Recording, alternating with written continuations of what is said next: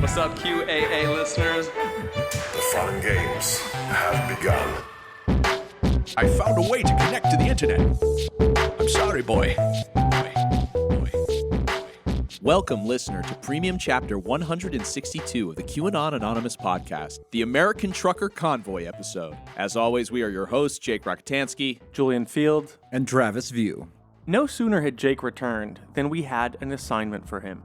Join Travis in Adelanto, California, where the largest American trucker convoy was departing for Washington, D.C. on the 23rd of February. It was, of course, inspired by the Canadian trucker convoy that recently occupied the capital of Ottawa for weeks. This American one, which was launching in California, was estimated by the San Bernardino County Sheriff's Department to have 100 big rigs and about 500 to 600 cars. Their grievances? A mix of anti-lockdown, anti-vaxx, and anti-mask sentiment with a generous dose of red-pilled patriotism. Despite the convoy organizers claiming that they weren't heading to the Capitol building itself, the government still seemed worried about their destination. Here's from the Los Angeles Times. Pentagon Press Secretary John Kirby said Wednesday that the Defense Department has approved 700 National Guard troops and 50 vehicles to support the D.C. Metropolitan Police at traffic posts if trucks start arriving in Washington. The truckers will be making stops, of course, including in Arizona, Texas, Oklahoma, and Missouri.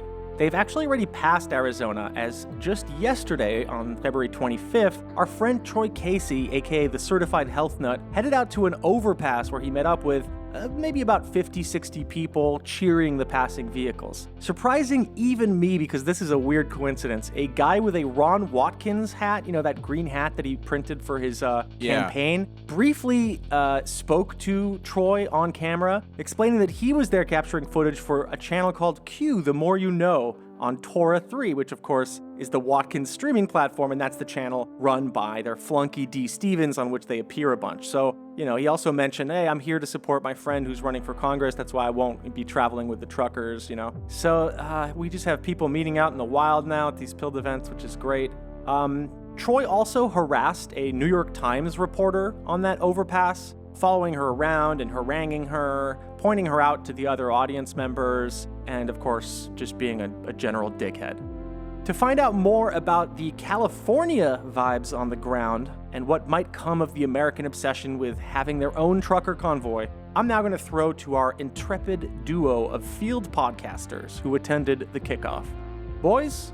Day one. In what I'm certain is an American rite of passage, my first official act after getting married was attending a trucker convoy send-off in the city of Adelanto, southwest of Barstow, California.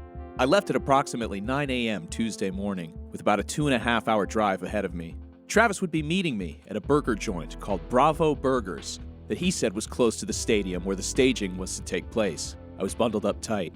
The weather forecast had predicted a high of 50 degrees Fahrenheit for the day, and as a soft California boy, I wasn't taking any chances. I'd packed the most truckery things I owned, a Carhartt jacket, which I love, a red hooded sweatshirt, and a pack of Marlboro Light cigarettes.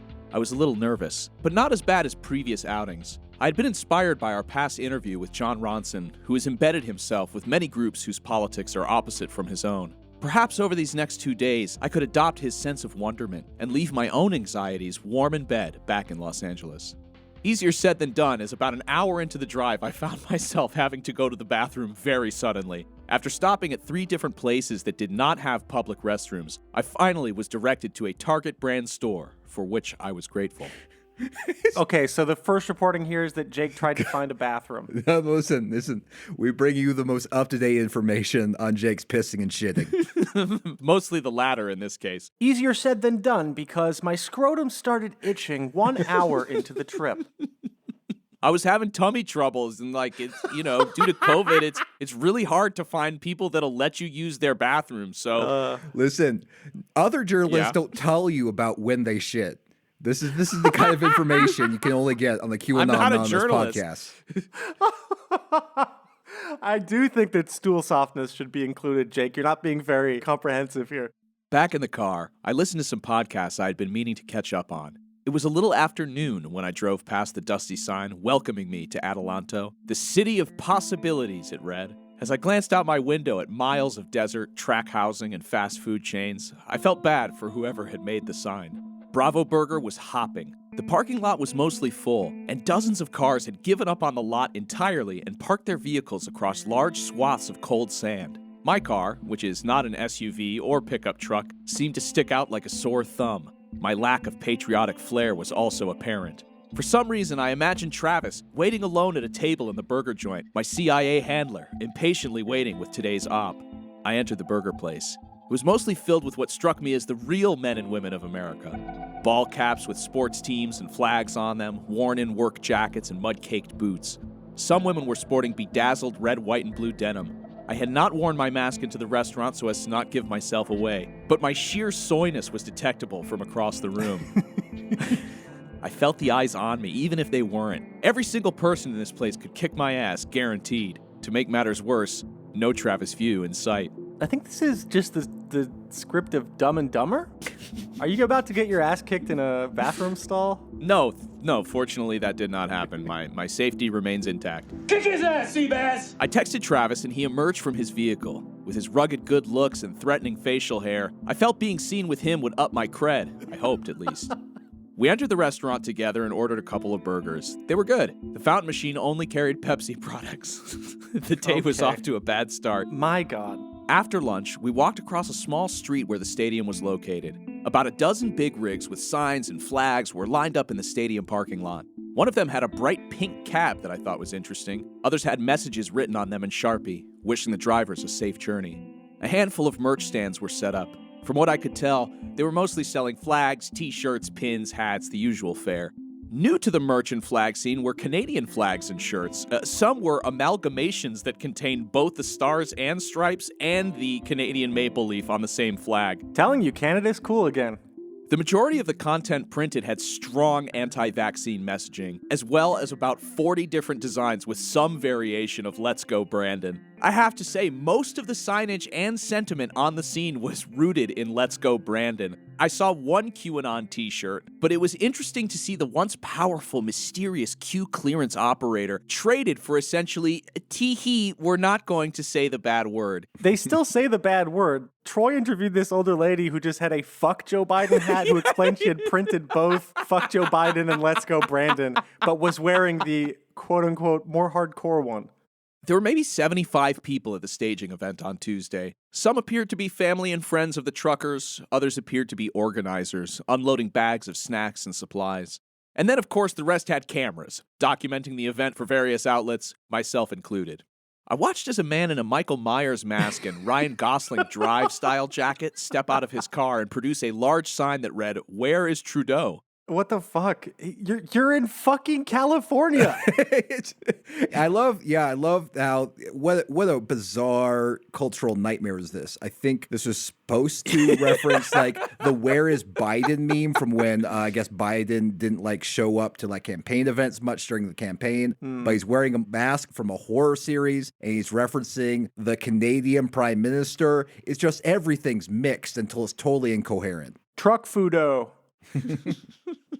Yeah, I did not see any Truck Fudo signs, which would have been perfect. Missed opportunity there. About the Michael Myers guy, I kind of assumed incorrectly that it was a young guy who was sort of trolling, but later I saw the guy take off his mask and it was like a much older gentleman. I pointed this out to Travis and he just kind of shrugged and was like, well, it is a pretty old movie. And I was like, well, yeah, I guess.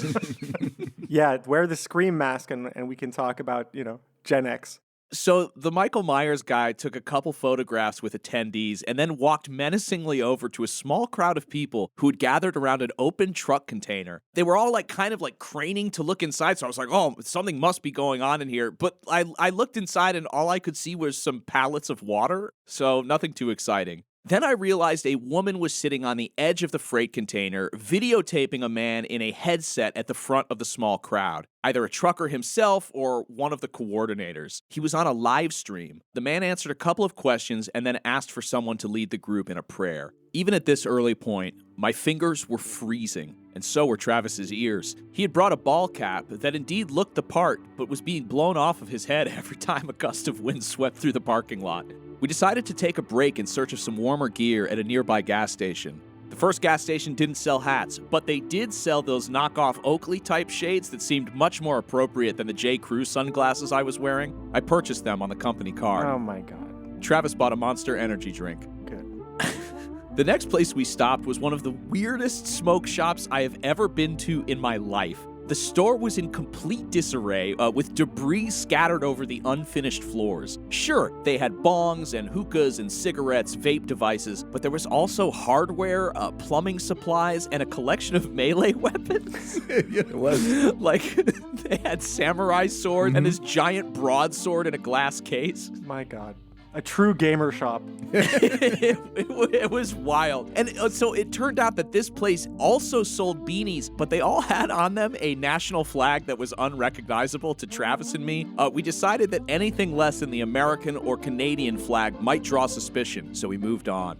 The final gas station had a decent selection of beanies, and Travis and I each purchased one. Travis also bought a 5-hour energy. Jesus, Travis. How much energy had this man consumed? Would he soon be ripping the cabs off of the trucks and bellowing that the attendees had been lied to about the dangers of the vaccine? Only time would tell. I'm Travis View, and this is Consuming Too Many Uppers. When we returned, the lot was no more populated than when we had left it. Handfuls of people meandering around, taking pictures of the trucks.